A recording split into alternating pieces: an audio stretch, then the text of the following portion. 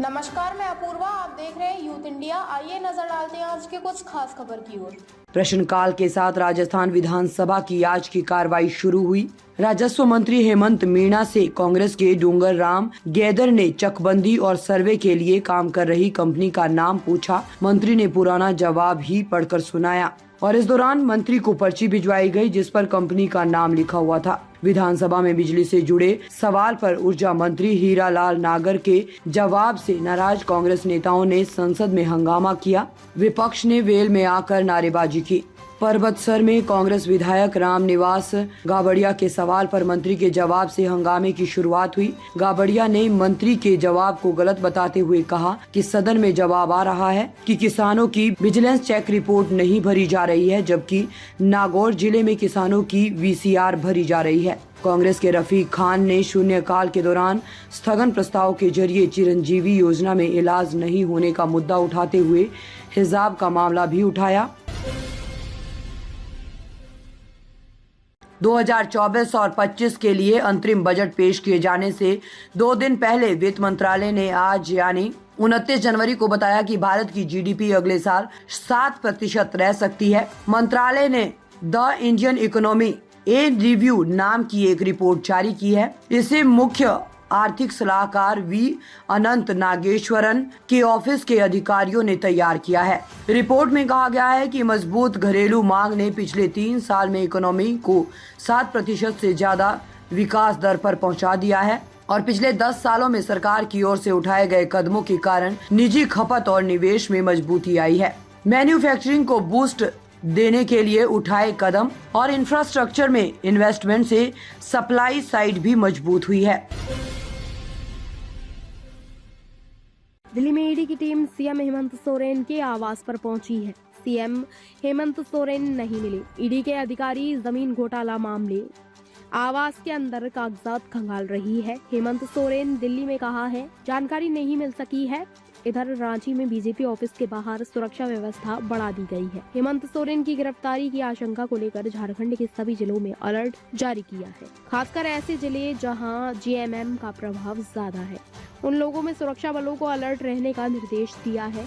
खबर यह भी है कि कई स्थानों से ट्रेनिंग कर रहे हैं जवानों को भी वापस ड्यूटी पर बुला लिया गया है।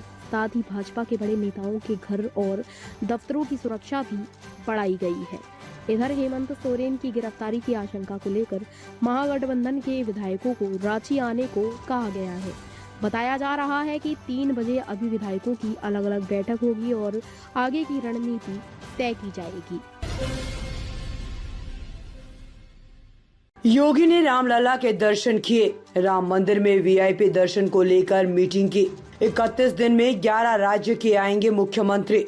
मुख्यमंत्री योगी आदित्यनाथ ने राम मंदिर और हनुमानगढ़ी में सोमवार सुबह दर्शन किया। योगी राम मंदिर परिसर में VIP दर्शन और लोगों की सुरक्षा पर नए सिरे से तैयारी ब्लूप्रिंट पर चर्चा कर रहे हैं।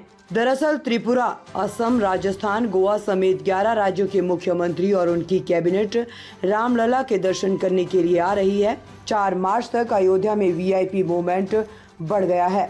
ऐसे में ट्रैफिक और सुरक्षा समीक्षा को लेकर योगी खुद अयोध्या पहुंचे हैं।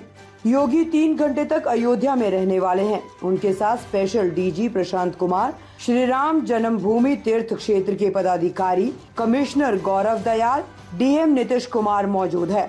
राम मंदिर प्राण प्रतिष्ठा के बाद ये दूसरा मौका है जब CM योगी अयोध्या पहुंचे हैं।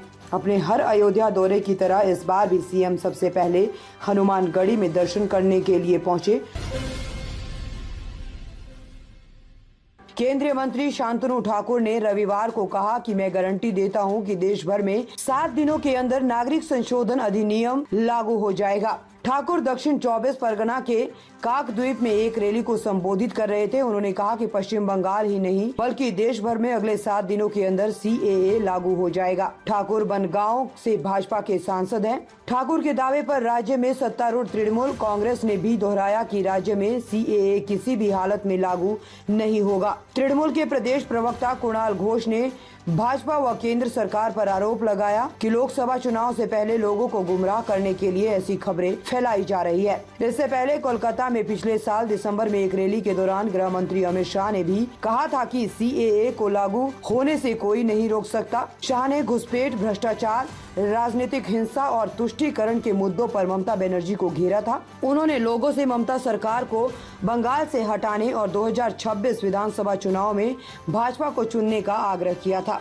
ताज़ा खबरों से जुड़े रहने के लिए हमारे चैनल को सब्सक्राइब करें और बेल आइकन को दबाना ना भूलें ताकि हर खबर की नोटिफिकेशन आपको मिलती रहे।